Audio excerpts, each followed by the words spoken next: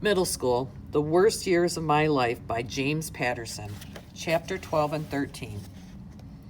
Chapter 12. So this is what motivation feels like. First of all, it needed a name.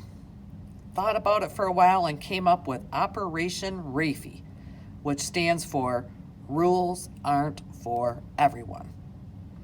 I'd be the first kid to ever play Operation Rafey, but not the last. Someday, there could be Operation Rafey video games. Rafey Cachadorian action figures. Okay, so it's not the best action hero name, but a movie version starring me and a whole amusement park called Rafey World with 16 different roller coasters and no height requirements to ride any of the rides. The whole thing, Rafey Enterprises, would make me the world's youngest million, billion, trillionaire, maybe some kind of heir that doesn't even exist yet.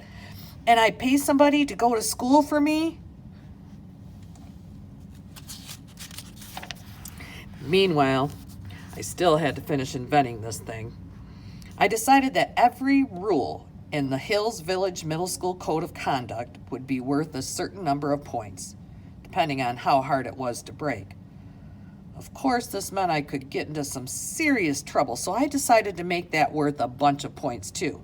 And there would be bonuses for things like getting big laughs or if Jeannie Galetta saw what I did.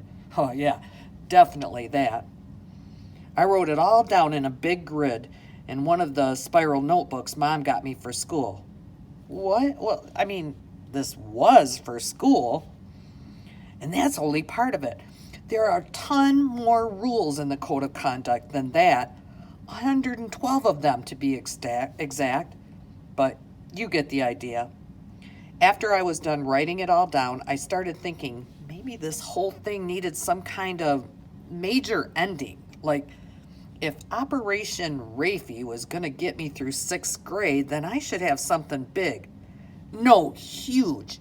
As a kind of final challenge before I could go on to the next level, which was 7th grade. I'd get Leo to help me and it would be worth 500,000 points. Way more than anything else. It had to be something everyone in school would see and everyone would remember long after I was gone, but also very high risk. I'd have to earn those big points. I still didn't have any idea how I was going to pull this whole thing off, but it almost didn't matter. I just couldn't wait to start figuring it out. In fact, and please don't tell anyone I said this, for the first time in my life, I was actually looking forward to going back to school.